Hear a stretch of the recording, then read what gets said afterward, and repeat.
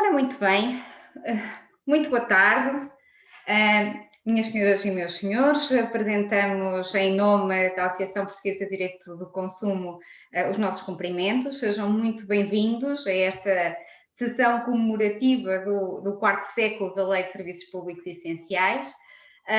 Vou fazer aqui uma introdução, mas a ideia hoje é não existir, na verdade, unilateralidade, é existir aqui um diálogo, portanto, é ser aqui uma sessão dinâmica, justamente sobre este diploma. Em julho de 1996, portanto, justamente há 25 anos atrás, a Assembleia da República aprovou dois diplomas absolutamente fundamentais em matéria de direito do consumo. Falamos da designada Lei de Serviços Públicos Essenciais, a Lei número 23/96, de 26 de julho, e a Lei de Defesa do Consumidor, a Lei 24/96, de 31 de julho. Hoje procuraremos, em jeito de balanço, enunciar aqui as linhas estruturantes e inovadoras deste importantíssimo diploma legal, que veio conceder uma tutela jurídica reforçada aos utentes, ou seja, pessoas singulares ou pessoas coletivas, independentemente dos fins que atribuam a estes serviços. Falamos de serviços essenciais, que são essenciais na medida em que, sem eles, a sobrevivência, segundo os padrões civilizacionais, se tornaria insuportável. Portanto, falamos de serviços que satisfazem as necessidades mais elementares do nosso cotidiano. O Sr. Professor Mário Frota, Presidente da Associação Portuguesa de Direito do Consumo, irá então fazer aqui este diálogo comigo e com quem também quiser intervir.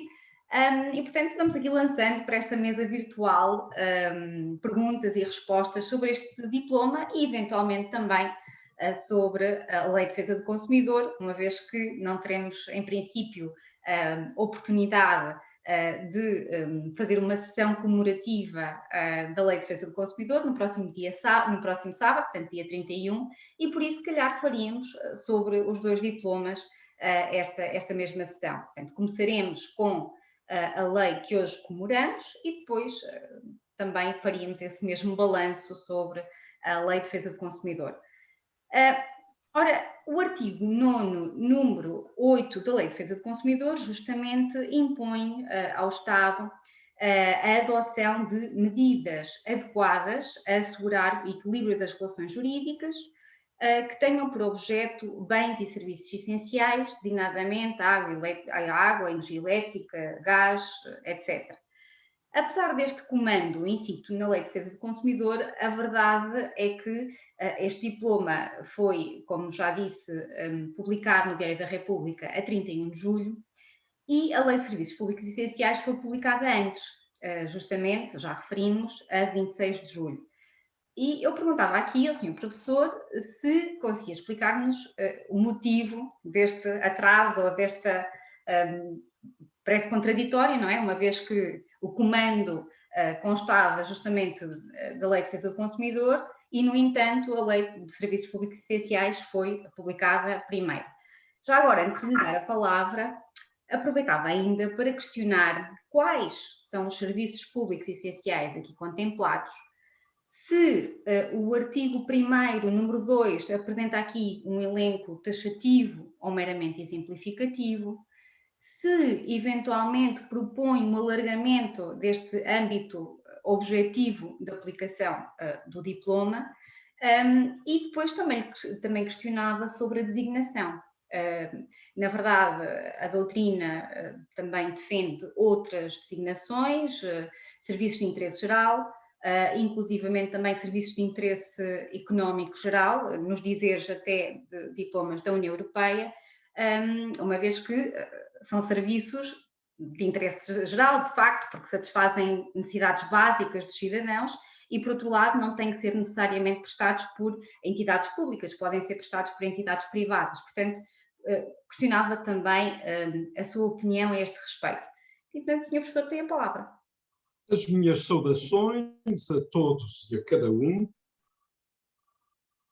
Congratulações da APDC, da Associação Direito do Consumo, que se vem votando a estas matérias ao longo dos tempos com uma particular devoção e, na realidade, a Lei de Defesa do Consumidor, Lei de Enquadramento, deveria preceder a Lei dos Serviços Públicos Essenciais, votada, é facto, na mesma altura, e só um manifesto lapso e a insensibilidade de quem, no seio da imprensa nacional Casa da Moeda, se ocupava destas tarefas, levou a que a lei, que era consequência natural da defesa do consumidor, viesse a público 5 dias antes da Lei Quadro, o que é algo de estranho e constitui manifesta aberração. O facto é que não há, no seio da União Europeia, uma denominação unívoca, inequívoca, e os trabalhos preparatórios de um sem número de iniciativas legislativas que, é facto, não foram levadas a bom termo, mas há um extenso volume, estabelecia ou fazia recair a tónica nos serviços de interesse geral, com uma derivante para os serviços de interesse económico geral, mas o próprio conceito, os próprios conceitos eram tão equívocos que nós nos questionamos, ao tempo, se havia de se introduzir um conceito que não era suscetível de ser devidamente entendido por destinatários das normas. O facto é que, se nos situarmos na realidade, no quadrante adequado, em serviços em um mercado em concorrência perfeita, soi-disant, nós podemos bem qualificar cartas, estes estatutos, estes instrumentos, como de serviços de interesse económico geral, por forma a abranger não só os que hoje constam do rol de serviços que a lei portuguesa apresenta adequadamente, e recordo que de Espanha, por exemplo, há como que uma ânsia de se definir também todo este conjunto de direitos e obrigações numa lei única, como há não muito se exprimiam reputados jusconsumeristas espanhóis com os olhos postos na lei portuguesa, que, importa dizê-lo, é hoje uma lei algo ultrapassada, quando, inclusivamente, no quadro das comunicações eletrónicas, há uma carta que está efetivamente na focha. Ora, para além da água, dos resíduos sólidos urbanos, dos serviços de efluentes, saneamento, da eletricidade, da energia elétrica, do gás de cidade, dos gases de petróleo liquefeitos canalizados, das comunicações eletrónicas, desde a telefonia celular até à internet ou à televisão por cabo, passando pelos serviços postais, que não estavam originalmente. Falava-se dos serviços postais avançados e ainda dos transportes públicos. Afigura-se-nos que de qualquer sorte, nós deveríamos ter consignados na carta outros serviços, os serviços de saúde, os serviços de educação, toda a sorte de seguros obrigatórios que tendem efetivamente a desvirtuar-se deste universo quando são entregues a entidades que se regem por outros padrões, mas ainda uma referência aos serviços mínimos bancários, hoje com um enquadramento diverso, e, no limite, com os serviços fúnebres, quer os sociais, quer os outros, onde, em aproveitamento das fragilidades das pessoas naturalmente envolvidas, há um sem número de atropelos de que nem sempre nos apercebemos e de que nem sempre as instituições apropriadas se fazem eco.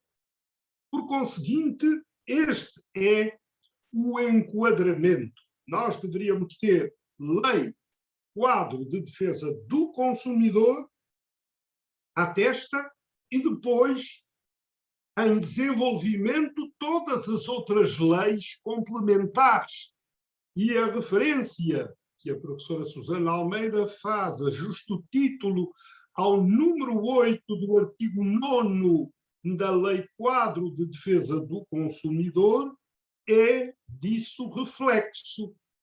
Há aí um comando dirigido ao legislador para que os serviços públicos essenciais, na sua origem, determinem não os desequilíbrios ou a relação de supra-infra-ordenação que era habitual, porque eram serviços dispensados, eram serviços prestados pela administração pública, em sistema de monopólio de facto, e em que os titulares dos serviços, dos órgãos, das empresas públicas ou com outra qualquer configuração, punham e dispunham, impunham as suas regras, como era tradicional na administração, e os cidadãos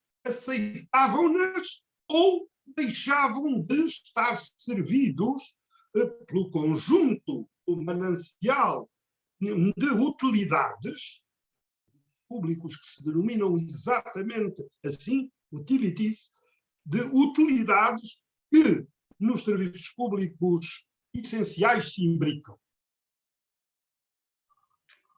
Sim, é verdade, procurou realizar-se esse equilíbrio com inúmeras inovações. Este diploma veio aqui definir os padrões de qualidade na execução contratual, no seu artigo 7º, impôs o direito de participação, aqui no artigo 2º, reforçou o dever de informação e de esclarecimento, no artigo 4º, elegeu a cláusula geral do princípio da boa-fé, no artigo 3º, proibiu os cortes de surpresa com a fixação rígida de requisitos formais e procedimentais para a suspensão, no artigo 5º, impôs a quitação parcial, no artigo 6º, proibiu os consumos mínimos e mais tarde os aluguéis de contadores, no artigo 8º, terminou a periodicidade da faturação e definiu regras de transparência, no artigo 9º, e estabeleceu também curtos prazos de prescrição de dívidas e de caducidade, diferença do preço, em caso de faturação de montantes inferiores aos reais. E mais tarde estabeleceu também o prazo de caducidade de direito de ação no artigo 10º.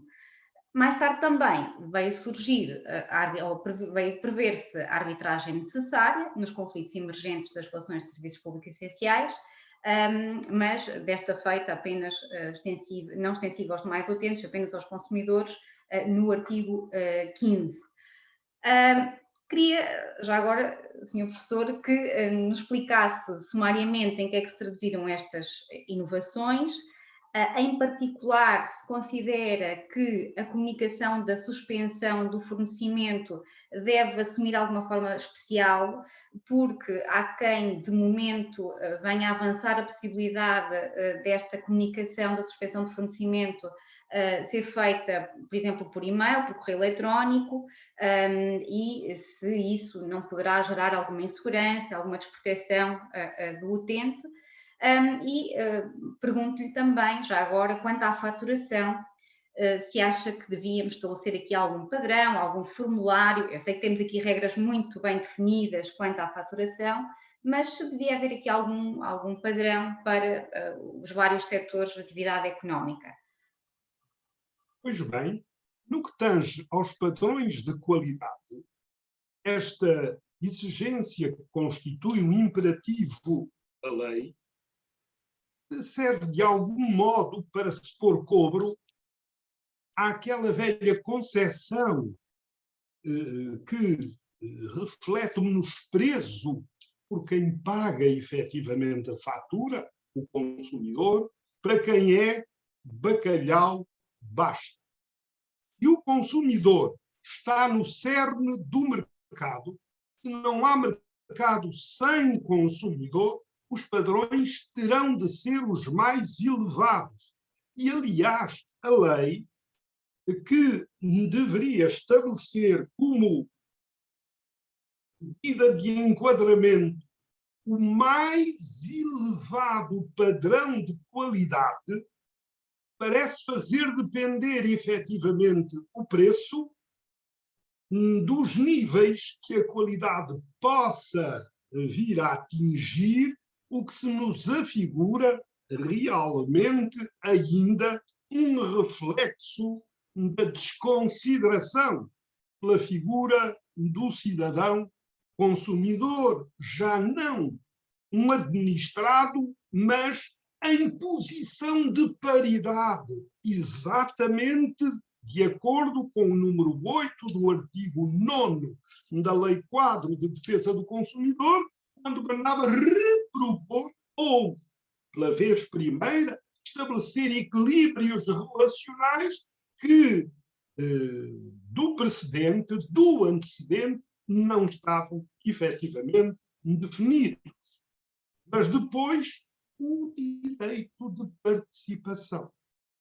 Os representantes dos cidadãos consumidores devem efetivamente ter assento nos conselhos onde se tracem políticas, se definam estratégias, se convencionem preços e esta norma, por via de regra, é um dispositivo morto, ou quando muito, nas entidades reguladoras, há, de modo algo formal, uma representação, mas que curiosamente não sai de Lisboa, não atinge, na realidade, o tecido de consumidores que, ainda assim, repousa sobre uma ou duas instituições no interior do território.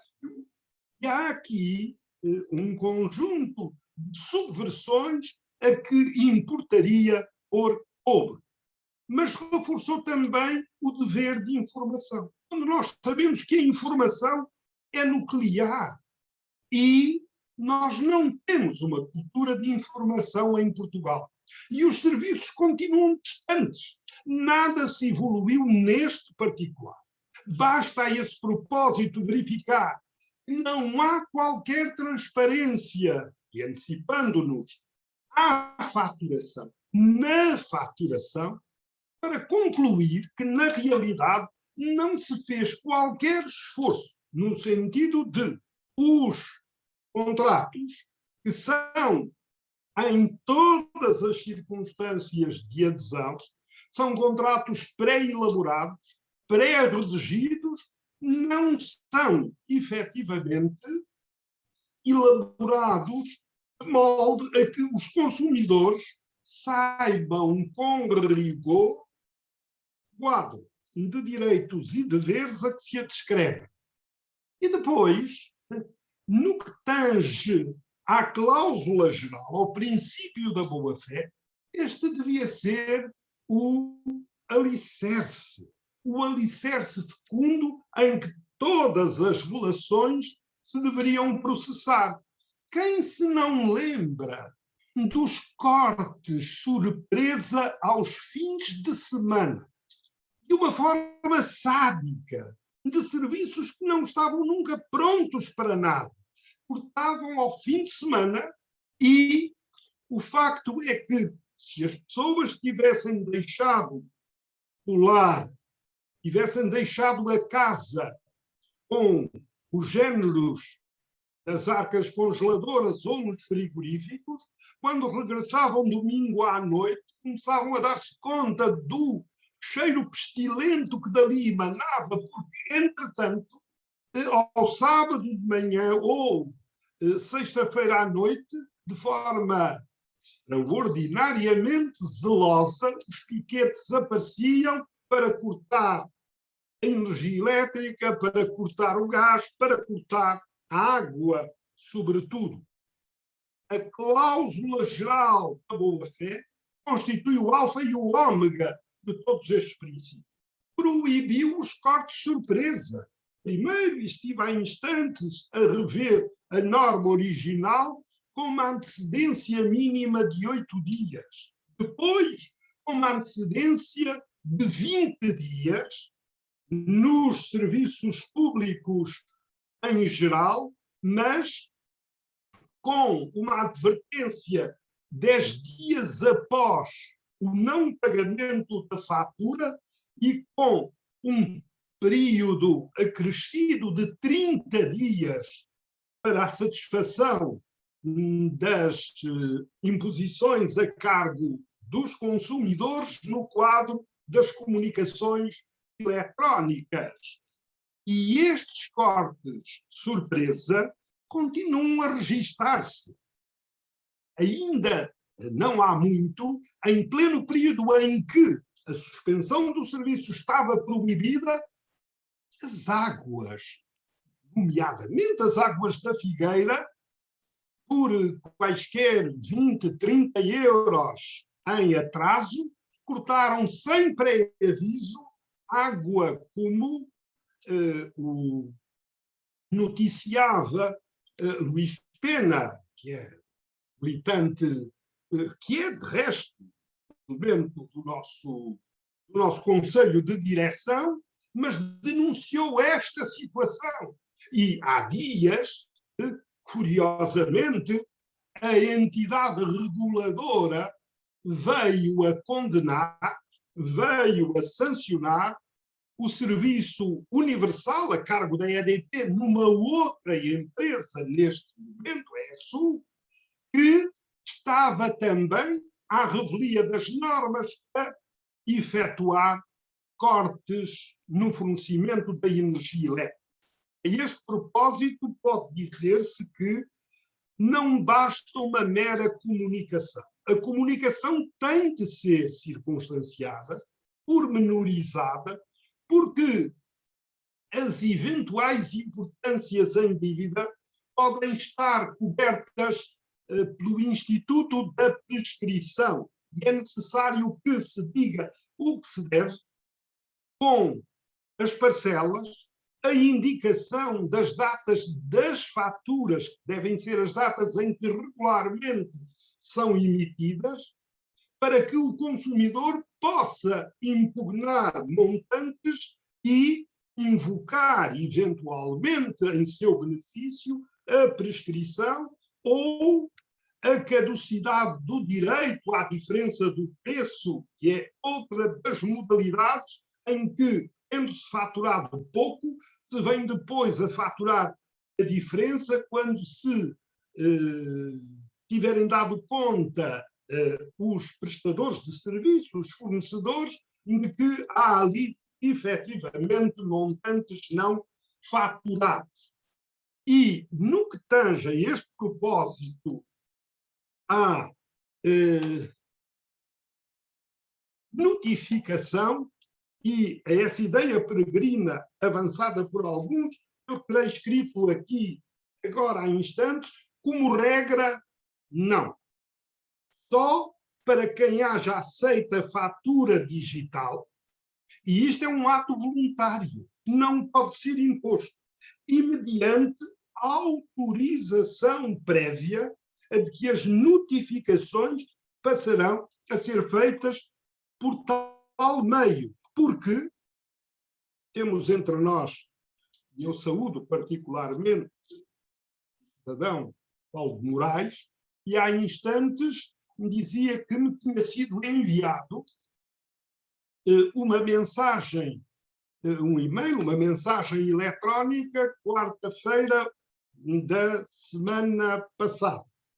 Pois eu não recebi essa mensagem, porque há e-mails, há endereços eletrónicos trocados, há um conjunto de circunstâncias que se revelam suscetíveis de não garantir que as notificações cheguem à esfera de conhecimento dos consumidores.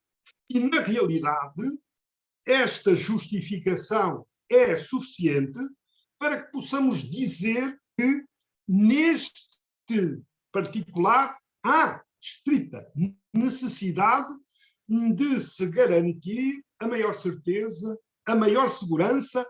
Aliás, nós continuamos a falar dos cortes, como se isto fosse algo de normal. E não é. Pensa, em relação à eletricidade, ainda que com alguma tolerância, entende que não devem ser efetuados cortes, não deve haver suspensão do serviço no período compreendido entre 1 de novembro e 31 de março. Já havia uma referência a 31 de maio, mas creio que se trata de um lapso. E isto porquê? Porque não é lícito que os cidadãos, nomeadamente aqueles de menores recursos, se vejam privados de fontes de energia ou de aquecimento num período que é realmente portador de más novidades a esse propósito. E no que tange à água, e o mesmo se dirá quando se desenvolver adequadamente o conceito de internet como direito humano, a França, por exemplo, não suspende, não corta. E outros países na esteira dos franceses, o fornecimento de água, exatamente por se tratar de um direito humano. A situação decorrente do não pagamento das faturas, essa resolve-se noutro lugar. São exatamente outras as instâncias que disso se ocupam.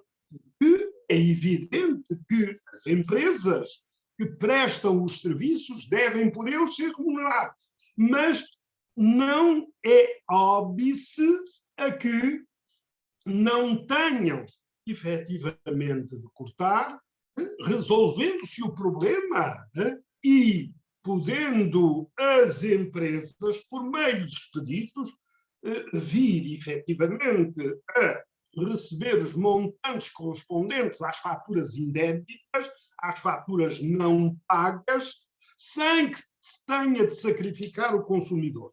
É uma questão elementar de cidadania.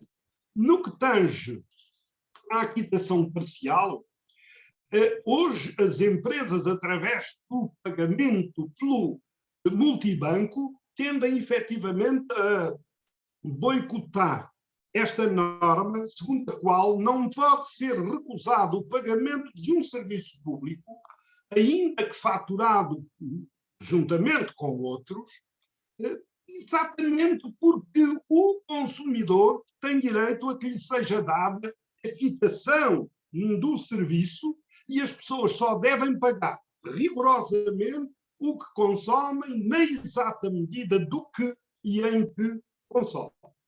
E isto por uma razão simples. É que se os montantes forem de tal forma assustadores que não estarão, eventualmente, ao alcance do consumidor, a atitude imediata é de se recusar o pagamento. Nem sequer qualquer pagamento parcial, porque isto não está padronizado. E, por conseguinte, lavrando-se o protesto no livro de reclamações e levando a que diligenciem porque a regularização daquela situação em particular se opere sem detença, sem delongas. Isto é que deve ser feito. Mas para isso as pessoas têm de estar, de certo modo, informadas acerca dos seus direitos para que possam agir consequentemente. Depois, consumos mínimos e contadores. Não houve domínio mais exposto à atuação atrabiliária das empresas, sejam públicas, municipais, de capitais mistos ou privadas, e este é que a lei estabeleceu a proibição da imposição e cobrança de consumos mínimos em 96.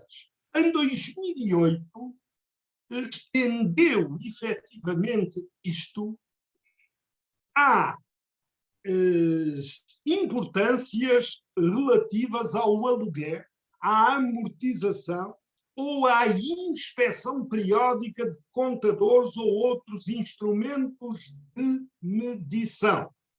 Mas a lei foi mais longe, porque prevendo eventuais fugas, eventuais escapatórias, veio a estabelecer que qualquer taxa não subsumível a isto que se acabou de dizer, que seja contrapartida, seja do que for, não é de se impor aos consumidores.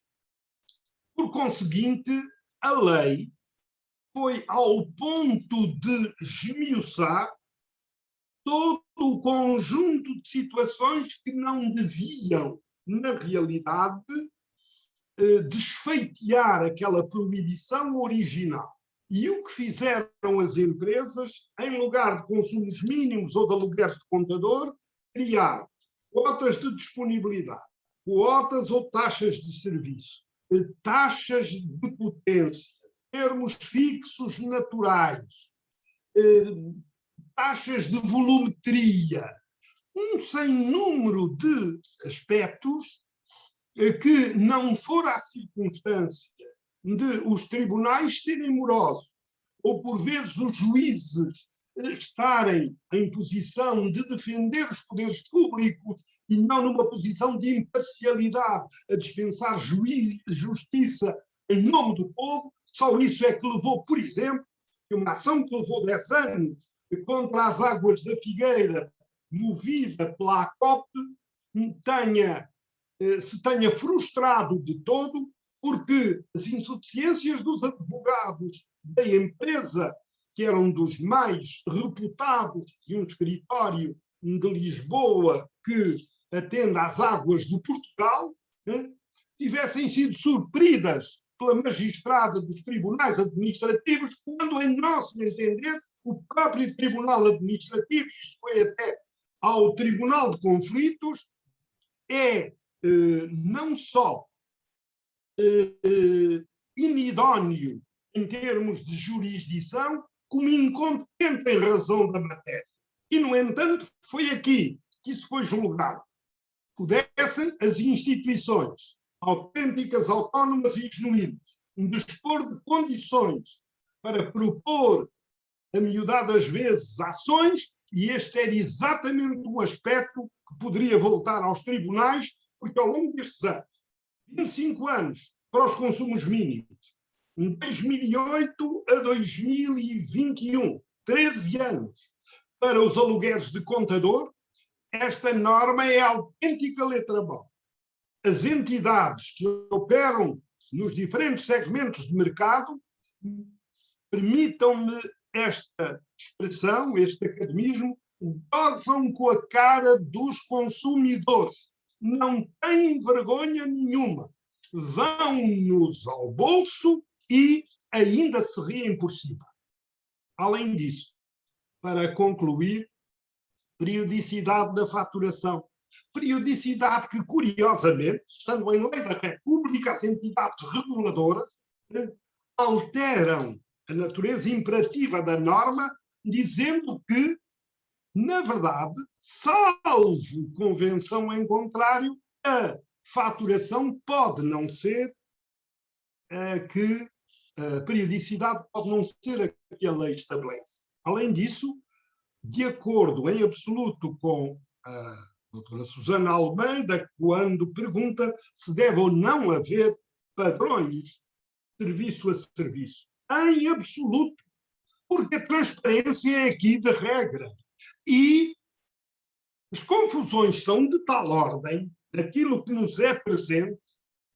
No outro dia eu estive a ler, de resto, com um amigo nosso, que veio do Porto expressamente apavorado com uma fatura de 800 euros para pagar, e eram consumos mínimos, consumos estimados lidos, consumos não estimados não lidos.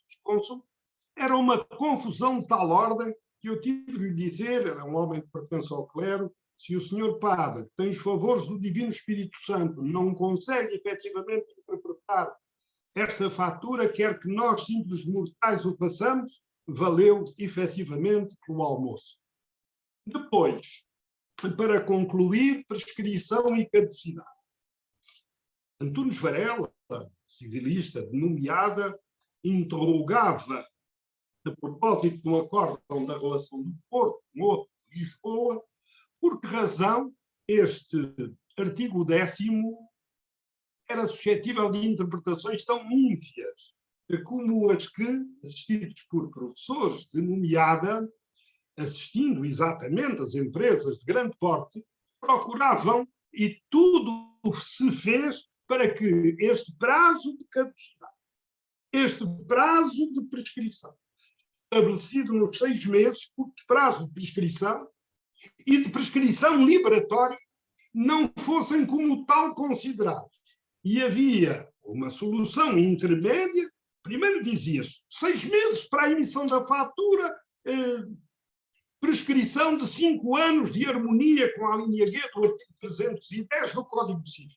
Depois dizia-se, não, 6 meses para a emissão da fatura, uma tese intermédia propugnada por um ilustre conselheiro que chegou a fazer escola num dado momento no Supremo Tribunal de Justiça, e outros 6 meses para que se operasse a prescrição e ou a caducidade, o direito ao recebimento da diferença do preço. Uma vergonha o que se passou com a impressão digital de catedráticos da nossa praça, dos de maior nomeada, que estavam necessariamente contra a mole imensa de consumidores, contra a comunidade e em favor das majestáticas da energia, da água, do que quer que fosse, das comunicações eletrónicas. Aliás, uma referência breve que nos escapou de início, as comunicações eletrónicas e os seus grupos de pressão levaram a que, em dada altura, em 2004, saíssem do rol de serviços públicos essenciais para poderem prevalecer-se de todas as artimanhas contra os consumidores, com o legão do Presidente da República ao tempo, Jorge Sampaio. Só em 2008 é que vieram às boas e regressaram efetivamente ao rol de serviços enunciados na Lei dos Serviços Públicos Essenciais. Por último, serviços públicos essenciais, conflitos neste particular, qual é o rumo. Tribunal Arbitral de Conflitos de Consumo. Havia situações, amigos e amigas, de municípios que estavam adstritos, patentemente o de Gaia, para não referir outros, e aí, pelas responsabilidades que eu tive como presidente do Conselho de Administração da Associação Centro de Arbitragem de Conflitos de Consumo do Porto, CICAP, Centro de Informação e Consumo, e de Informação de Consumo e Arbitragem do Porto, nome também específico. E o facto é que, estando os municípios envolvidos na fase associativa de suporte aos tribunais arbitrais, os serviços municipais, as empresas municipais de distribuição de águas não se deixavam submeter à jurisdição, soi-disant, dos tribunais arbitrais. Uma vergonha. Esta iniciativa que teve, na realidade, a impressão digital do atual presidente da Câmara Municipal de Valongo, José Manuel Ribeiro, que nos pediu encarecidamente que fizéssemos um projeto de norma que veio a ser consagrado então pela Lei 6/2011, 11 de março, esse diploma foi o abre de sésamo para depois, mais tarde, em 2019, a arbitragem institucional necessária se vir a estender a todos os conflitos de consumo. Foi uma excelente, mas isto marinou durante muito tempo as resistências anti-cidade que se geram no seio do Parlamento. E foi algo de extraordinário. Pena é que não haja informação sobre os centros de arbitragem. Haja um sem número de equívocos a este propósito. E a quadrícula do território nacional seja efetivamente deficiente, altamente deficiente, a despeito da existência em Braga de um Tribunal Arbitral Nacional e de um centro de informação e arbitragem de conflitos de consumo que deveria estar, isso sim, em Leiria. Doutora Susana Almeida, em Leiria, no centro do território, e não quase encostado à Galiza, em que os de Vila Real de Santo António, é certo que eles têm lá um tribunal arbitral e, em princípio, para a generalidade dos conflitos, não precisam, porque estão limitados em termos de utilidade a 5.000 euros, não precisarão. Mas podem, em determinadas circunstâncias, vir a precisar do tribunal arbitral, que tem competência supletiva em todos os domínios. E não se justifica que esteja tão anormal. Mas esta é uma acessória. Interesses, Sr. Professor. Aliás, o Sr. Professor Paulo Moraes poderá fazer essa análise com maior atenção, não é? Mas de facto aqui as comunicações eletrónicas tinham todo o interesse em não estar aqui sob o manto protetor, até por causa dos prazos de prescrição e tudo mais, não é? E mesmo a questão do Tribunal Arbitral, pois igual, interesses. Bom, eu agora propunha, Sr. Professor, se achar bem, fazemos aqui também então um balanço, ainda que muito sumariamente, dado o adiantado da hora, dos 25 anos da Lei Quadro, a Lei de Defesa do Consumidor, a Lei 24/96, de 31 de julho. Colocava aqui também a questão ao Sr. Professor, quais as principais inovações que nos trouxe esta lei, e se não estaria na hora, se calhar até na altura, estaria na hora de fazer uma compilação sistematizada de todos os normativos relevantes nesta área, num Código de Direito do Consumo. Não obstante, portanto, coloco-lhe essa questão: quais as inovações trazidas por esta lei e se mantém o interesse e a pertinência de compilar todas estas normas relevantes num código de direitos do consumidor. Direito do consumo, perdão.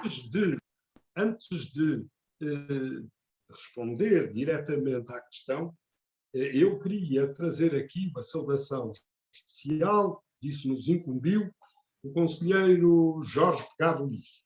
Não está em condições, no momento, de poder assistir, por ter outros compromissos, designadamente saúde. Ora, ele diz esta coisa muito simples. Numa avaliação de eficácia da Lei dos Serviços Públicos Essenciais, atribuiria 5 em 20, porque, na realidade, a existência de entidades regulatórias que, de início, capturadas umas, outras nem tanto, pelos regulados, os interesses dos consumidores, os direitos de cada um e de todos, jamais foram devidamente acautelados, devidamente tutelados, devidamente protegidos pelas entidades reguladoras.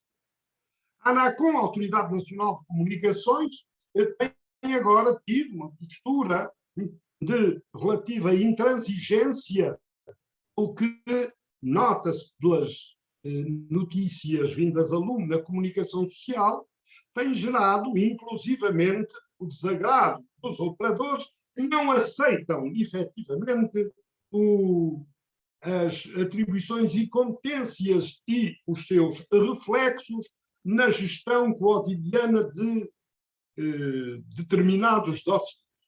Mas não nos esqueçamos que até 2013 as entidades reguladoras eram, por assim dizer, pendulares. Não se inclinavam nem para os consumidores, que estão numa posição de patente fragilidade, nem para os regulados, quando estavam de antemão capturadas pelos regulados. Pense-se nos seguros. Pense-se que havia uma dança de cadeiras entre as presidências dos conselhos de administração das seguradoras e a presidência da entidade que precedeu a ASF, a Autoridade de Supervisão de Seguros e Fundos de Pensões, que era o Instituto de Seguros de Portugal. Entravam para o Instituto de Seguros de Portugal, saíam para as seguradoras, para os lugares de topo. Estavam nos lugares de topo, como aconteceu, vezes sem conta com a fidelidade do seu presidente do Conselho de Administração, ao Fernando Nogueira, e iam exatamente para o Instituto de Seguros de Portugal. Ora, nós não podemos aceitar que as entidades reguladoras façam pandan com os regulados. Hoje, o artigo 47 da Lei 4 de 2013 estabelece inequivocamente que as entidades reguladoras têm de tutelar a posição jurídica do consumidor, têm de assegurar a proteção do consumidor em todas as circunstâncias, porque o consumidor é efetivamente o ser hipossuficiente e hipervulnerável que não resiste às pressões, às mãos de um qualquer operador, das majestáticas que tudo querem e tudo podem. No que tange à Lei Quadro de Defesa do Consumidor, uma observação muito breve é que, em primeiro lugar, o artigo 1º, que define poder, dever do Estado em concorrer, à semelhança do que sucede noutros países, para o funcionamento das associações de consumidores, em Portugal. Isto nunca se assumiu. E o atual secretário de Estado dizia isto, era o que faltava, que o Estado garantisse o funcionamento, ignorando em absoluto o ambiente geral que decorre em toda a Europa. Porque isso levaria os portugueses a constituir associações de consumidores para viverem à custa do Estado. Ora, isto não tem justificação nenhuma. Trata-se de uma afirmação gratuita que esquece que o Governo deve obediência a uma lei do Parlamento. Sem nos esquecermos que o Fundo do Consumidor, ou com maior propriedade, o Fundo para a Promoção dos Direitos dos Consumidores, não tem dinheiros que venham do orçamento do Estado. São as cauções não resgatadas de consumidores dos serviços públicos essenciais que constituíram exatamente esse fundo, no sentido próprio, e que estão a subvencionar, através de projetos que anualmente são postos a concurso, de acordo com o que o Estado entende, porque de forma autocrática é o Estado que impõe, é o Estado que reage. Nós apresentamos um projeto que, bem avaliado, monta a 20 mil e eles reduzem para 2 mil ou para 3 mil, deixando o projeto absolutamente sem jeito, sem suporte, sem sustentar. É preciso que o Estado dê expressão a estes comandos. Portanto, não pode o Estado bastar-se com a sua autossuficiência, matando de raiz as associações de consumidores e dando apoio a uma empresa que se faz passar no mercado por associação, por exemplo, em 2017 arrecadou 45 milhões de euros de proveito. Isto é uma vergonha. Além disso, outra das normas que o projeto inicial tinha era a norma da garantia dos imóveis, que João Paulo Simões de Almeida, assessor do grupo socialista do Parlamento, pusera como forma de reação a uma discussão de pretérito sobre a garantia dos imóveis no quadro do Código Civil, que pôs origem a um acórdão de uniformização de jurisprudência, o acórdão 2/97, 4 de dezembro de 1996, vem publicado no Jornal Oficial em fevereiro de 1997, e que tem um comentário interessantíssimo de Francisco Teixeira da Mota na edição, cito de cabeça, de 1 de fevereiro do Público, em que diz: é vergonhoso que se compre uma casa. Quando passam as primeiras chuvas, por forma a saber-se se há infiltrações de umidade, a garantia já se esvaneceu. 6 meses de garantia para um imóvel, estourado aos céus. João Paulo Simões de Almeida, aconselho nosso, 10 anos, porque, pelo Decreto-Lei 267/94, de 25 de outubro, tinha vindo uma alteração aos artigos 916 e 917 do Código Civil e plantou-se aí uma garantia de 5 anos para os imóveis nas relações entre particulares. Conclusão. Vera Jardim, presidente do Grupo Parlamentar Socialista, em apoio manifesto aos industriais da construção civil, passou uma cruz pelos 10 anos e reconduziu isso a 5 anos. Neste momento está na forja uma lei nova que transpõe 2 diretivas europeias, 20 de maio de 2019, 770 e 771. Mantêm-se os 5 anos de garantia para os imóveis. Dado aos céus. Se um corta-unhas tiver uma garantia, como passa a ter, de 3 anos, como há uma extensão, já vos falei disso, de 6 meses por cada reparação, se por absurdo um corta-unhas tiver 4 operações de reparação, passa a ter uma garantia de 5 anos. Um imóvel em que se dissolve toda uma vida, em que as pessoas se empenham a partir quase da idade núbil até à morte a pagá-lo, tem uma garantia de 5 anos. Quando, para os efeitos estruturais, o Estado, no Código dos Contratos Públicos, já legislou a seu favor, estabelecendo a esse propósito uma garantia de 10 anos. Isto é inaudito. Isto estava na lei, deixou de estar na lei.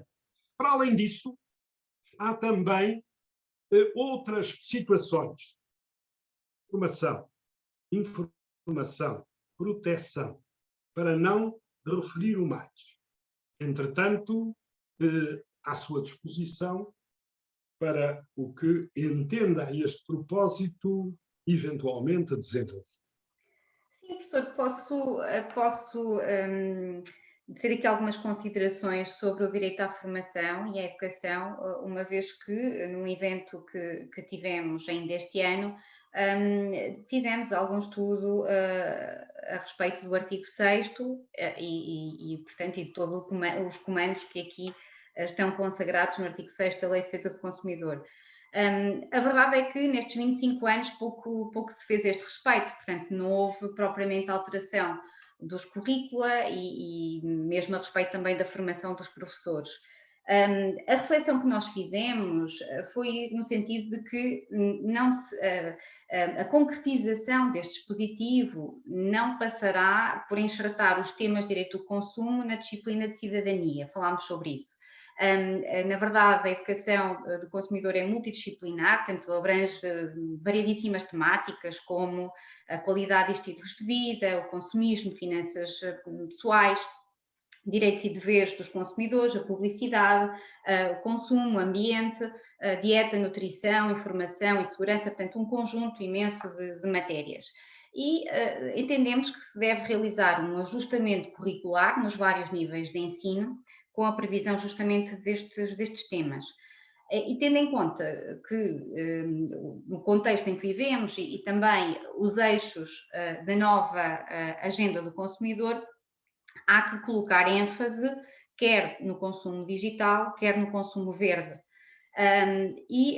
No nosso entender, o Executivo deverá ser responsável pela alteração curricular e pela criação de materiais adequados, especialmente tendo em conta o desenvolvimento tecnológico que hoje permite a criação de um conjunto de ferramentas inovadoras, interativas e que conseguem seguramente ultrapassar a passividade da criança ou do jovem ante estes temas. Mas não só, no nosso entender, também os professores devem ter esta formação ao nível do ensino superior, com a inclusão da educação para o consumo nos programas curriculares, à luz de uma cooperação interdisciplinar e de uma responsabilidade partilhada na promoção desta educação para o consumo. Mas também a sociedade civil é responsável. A comunidade empresarial, os meios de comunicação social devem também ter aqui um papel fundamental.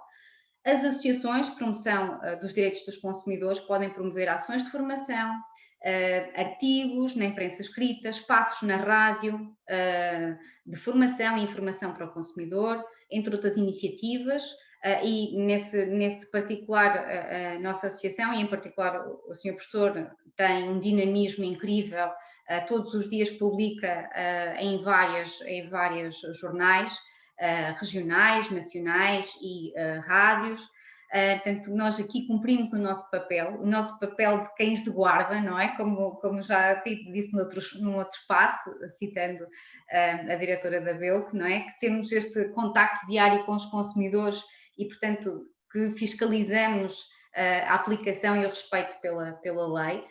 E a administração devia dar-nos esse valor e devia apoiar-nos nessa nossa luta.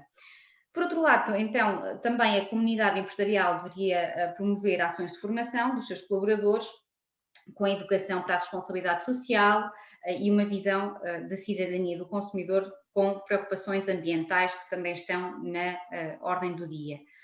Portanto, aquilo que nós propomos é uma alteração dos programas curriculares nos vários níveis de ensino, atividades circunscolares de pendor voluntário, tais como aquelas que nós fazemos, que vamos inclusivamente às escolas básicas dar essa formação, estamos sempre disponíveis, inclusivamente aqui nas juntas de freguesia ou nas autarquias, para dar essa mesma formação, manifestações de e-learning, ações através dos meios de comunicação de massas, publicações especializadas e programas em formatos apropriados nas rádios locais, na televisão nacional, haja tempo e espaço para isso.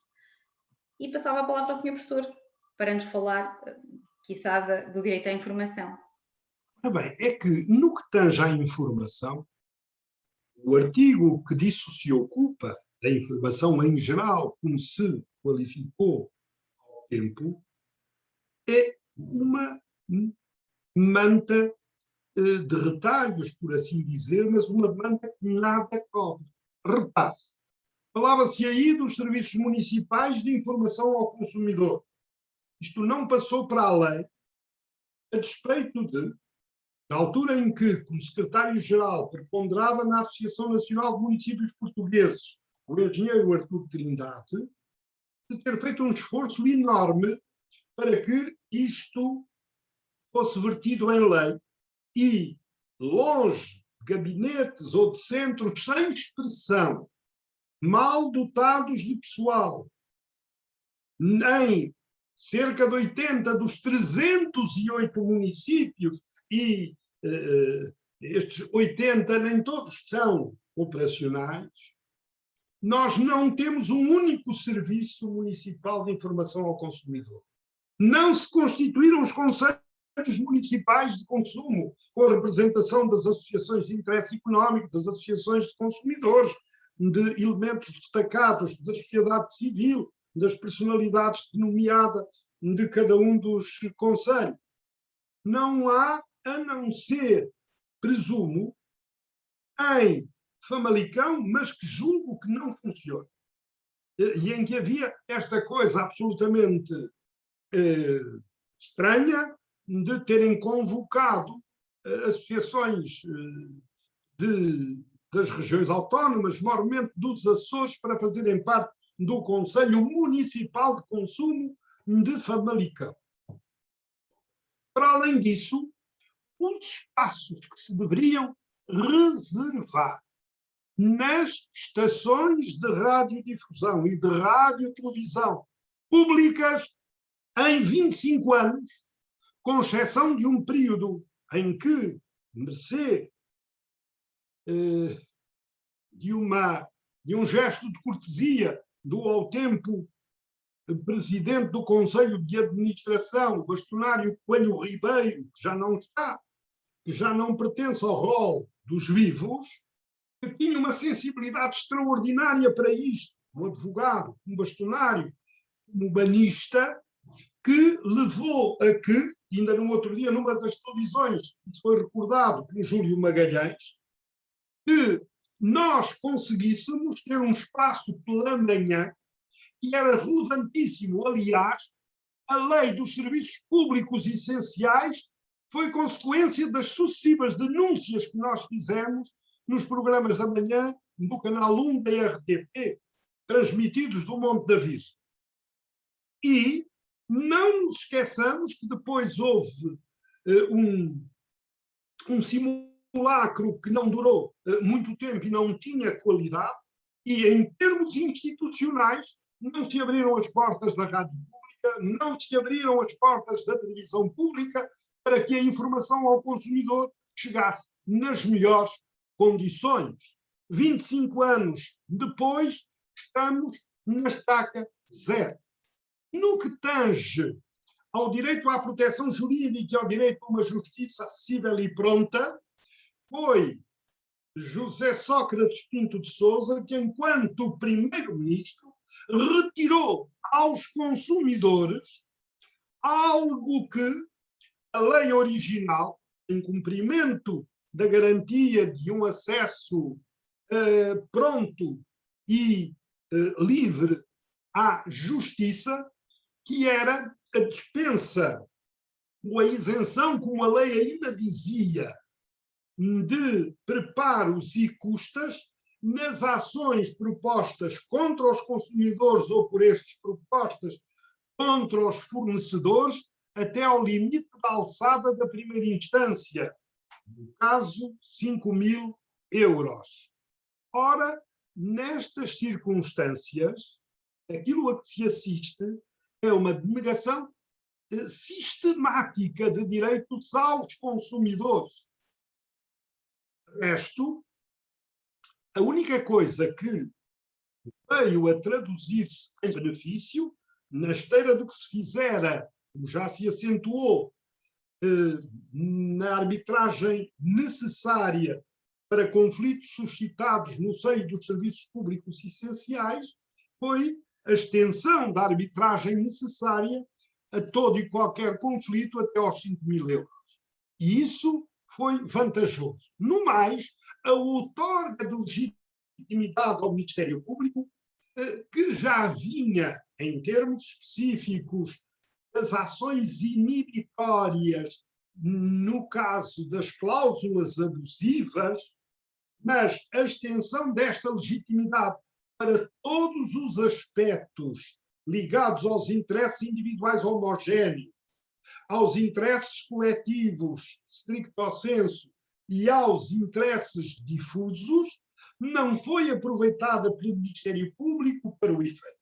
Recordo-me da reivindicação que, ao tempo, o Instituto Nacional de Defesa do Consumidor fez para que se lhe outorgasse também legitimidade processual, porque queria ombrear com o Ministério Público, e o facto é que, ao longo destes anos, havendo ensejo para tantas ações, tais as situações por que passam os consumidores portugueses e os outros, que partilham connosco da vida cotidiana em Portugal, os imigrantes, pois a Direção-Geral jamais propôs uma ação.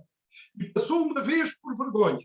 Era diretora-geral Teresa Moreira, tinha sido chefe de gabinete do Ministro da Economia, Manuel Pinto, que viu os seus pergaminhos comprometidos, na medida em que o Procurador da República, coordenador da Procuradoria-Geral Distrital de Lisboa, nos cíveis da capital, deu-nos a incumbência, a nós, sociedade civil, de verificar se a Direção-Geral propunha ou não uma ação contra a Caixa Geral de Depósitos a propósito de um contrato que era a Caixa Automática, pejado de cláusulas abusivas, e a Direção-Geral passou por esta vergonha no tempo de Teresa Moreira, porque foi à sociedade civil que o Ministério Público deu a incumbência de fiscalizar a Direção-Geral. Isto não se sabia. Sabe-se agora pela primeira vez, porque alguma vez estas coisas têm de constar para a história. De modo que, nesse aspecto, também falhou redondamente o propósito da lei de incentivar acordos de boa conduta numa concertação, associações de interesse económico, associações de consumidores. Em suma, a Lei de Defesa do Consumidor, com tão boas intenções e com as subversões que logo, na época, pela mão de Vera Jardim se fizeram, porque preponderante era o grupo parlamentar socialista no hemiciclo, pois, nessa circunstância, a Lei de Defesa do Consumidor troça o zero ou quase, porque mesmo as transformações que, em razão da Diretiva de Direitos do Consumidor, em 2011, transpostas em 2014 pela Lei 47, não tiveram, na realidade, qualquer eficácia, e estas são, efetivamente, para dizer com o povo,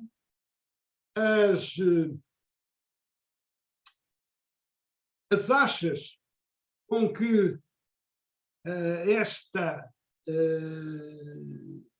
esta fogueira em que ardem os nossos entusiasmos se põem para que algo possa mudar, não direi nos próximos 25 anos, mas no imediato. Além disso, para concluir, o aplauso a essa ideia renovada de que nós precisamos de uma compilação. Se não for um código de defesa do consumidor, seja um código de contratos de consumo, porque tantas as normas que regem neste particular escapam à generalidade das pessoas, até aos tribunais, que era indispensável esse esforço, mas não queremos a repetição do malogro que foi o anteprojeto de Pinto Monteiro, que era exatamente, época como agora, o exemplo acabado do que se não deve fazer para servir os consumidores, que era um instrumento mal feito, mal redigido, mal coordenado, sem qualquer préstimo. Levou 10 mais 4 anos. 10 para o anteprojeto, 4 para o projeto.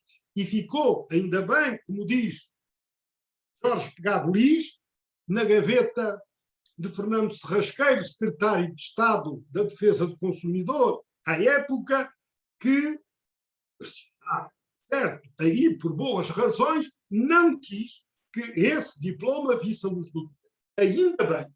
Mas não prescindam daqueles que têm experiência prática, porque isto não vai lá só com os teóricos que, vindos das universidades, mal conhecem as gôndolas dos hipermercados. E, como diz o ministro Herman Benjamin, do Superior Tribunal de Justiça, nem têm sequer préstimo para organizar as festas dos filhos. Muito bem, Sr. Professor. Além dessa possibilidade de compilação normativa, envolvidos estes 25 anos, quer da Lei de Serviços Públicos Essenciais, quer da Lei de Defesa do Consumidor, quais são, no seu entender, as maiores alterações legislativas que deviam ter lugar neste domínio, ou que políticas públicas é que poderíamos equacionar e implementar no futuro? Assim, muito sumariamente, professor, porque já estamos com 1 hora e 1/4 de comunicação. Recapitulando, um Código de Contratos de Consumo, a revisão da legislação penal avulsa, isto é, um Código Penal do Consumo, um Código do Agroalimentar, um Código da Comunicação Comercial que abrangesse quer o Código da Publicidade, quer das práticas comerciais desleais.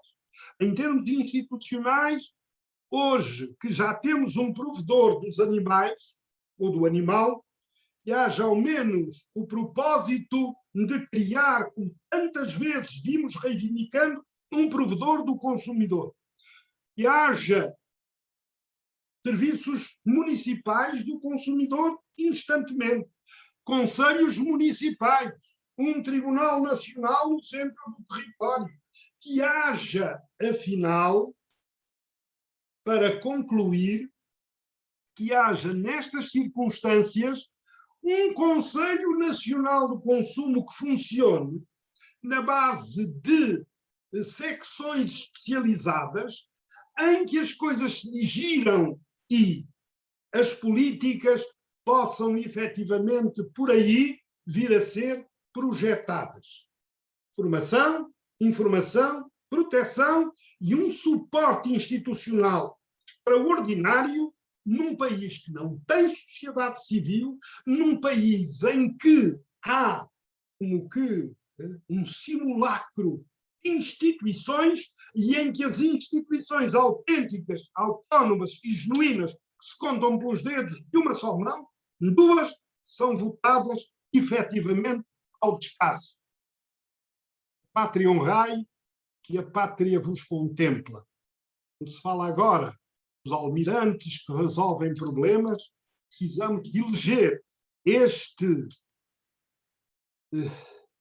lema, que é o lema da Marinha que nos levou às 7 partidas do globo, da Marinha que deu novos mundos ao mundo, para que, de algum modo, possamos rever-nos nesta noção, porque isto não é só uma extensão territorial de 92.092 quilómetros quadrados de superfície.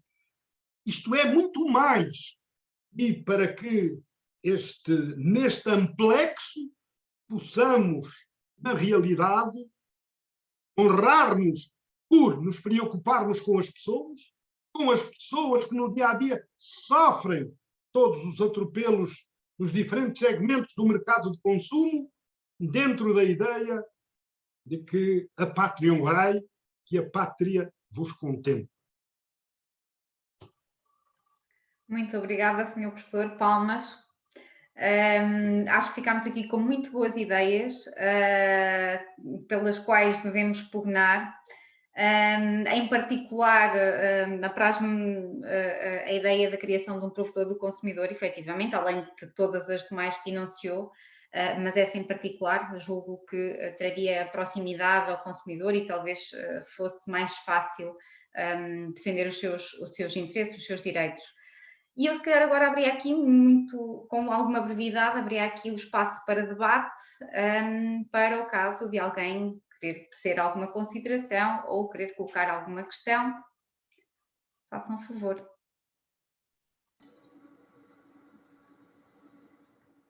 Professora Susana, posso falar? Com certeza.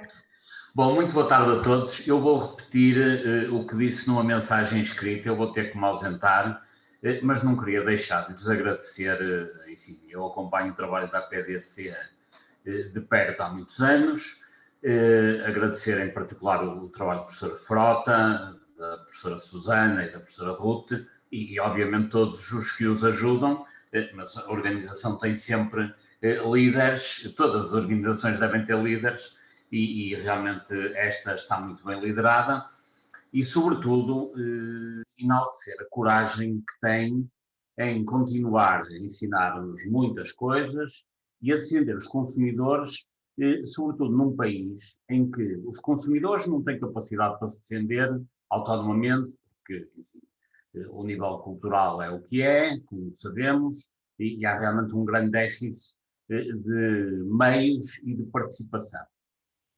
E, para além disso, todos aqueles, e o professor Frota citou muitos nas suas intervenções, que deveriam preocupar-se em defender os consumidores, secretários de Estado, ministros, organizações, diretores-gerais, subdiretores-gerais, todos esses que devem a sua existência e dos seus cargos a uma hipotética defesa dos consumidores, normalmente gastam o seu tempo a atacar quem defende os consumidores, como é o caso da PDC. Ou seja, há aqui realmente uma luta difícil, que é aquela luta para defender os consumidores e para ainda por cima defender os consumidores daqueles que os deveriam defender. Isto é um pouco estranho, mas é a nossa realidade. Mas enfim, o antídoto que temos contra toda essa desonestidade, bom, é seriedade, trabalho e ter uma certa esperança que as coisas vão mudando, como efetivamente vão mudando, porque se estamos na situação que estamos, que é má, estaríamos muito pior sem o vosso trabalho, e por isso eu gostava de dizer isto mais uma vez, nunca é demais de reconhecer que o pouco que se tem feito em Portugal deve-se à PDC e à COP, e sobretudo o muito que se tem feito para neutralizar aqueles que em permanência atacam os consumidores no momento em que os deviam defender, nomeadamente governantes, direções gerais e entidades reguladoras, que são, infelizmente, em boa verdade, eu acho que nesta área, se não houvesse governantes e entidades reguladoras, estaríamos melhor do que no estado atual. Obrigado. Muito obrigada, Sr. Professor. Muito obrigada pelas suas palavras. A verdade é que, de facto, é um esforço imenso, e em particular aqui do Sr. Professor, que é aqui o nosso mentor e o que dinamiza a associação, mas sobretudo sem meios, não é? Nós não temos meios, não temos apoio, e é como diz, muitas das vezes estamos a remar sozinhos e contra a maré, perdoem a expressão, e por isso as vossas palavras de ânimo e este encorajamento que nos fazem, sabem-nos muito bem, e por isso muito agradecemos as palavras e também aqui apresentadas pelo Dr. José António, que também disse o mesmo por mensagem, e portanto agradecemos e agradecemos a vossa presença. Não sei se mais alguém quer questionar alguma coisa. Se não, Sr. Professor, eu daria, se me permitir, aqui a palavra à nossa Vice-Presidente para encerrar, mas estava-lhe a palavra primeiro, e depois dávamos aqui a palavra à professora Ruth Couto para encerrar os trabalhos e no que me diz respeito, agradeço imenso a vossa presença, contem connosco sempre, e feliz aniversário para ambas as leis. Eu gostaria só de deixar aqui uma palavra particular ao Francisco Oliveira, que neste momento recupera de um insidioso AVC no Hospital Rovisco Pais da Tocha. Oliveira foi um homem que nos acompanhou sempre. Era o factotum, e virá a ser de novo o factotum da instituição. Não pode ser esquecido porque o esforço laborioso daqueles que nos acompanham de há muito, com esta ideia, julgavam que era a associação que comemorava os 25 anos, que não as duas leis nucleares regem o Estatuto do Consumidor em Portugal. Nós vamos para 32, para 33 anos, contando o período em que nos movemos no seio da Associação Internacional de Direito do Consumo, a primeira e única que se constituiu em todos os continentes, e, nessa medida, eu quero deixar aqui consignados os vossos votos de franca recuperação. Nós estamos, Francisco Oliveira, no pensamento, ele, a breve trecho, voltará para nos ajudar em todas as tarefas que só ele, e tão bem, sabe isso.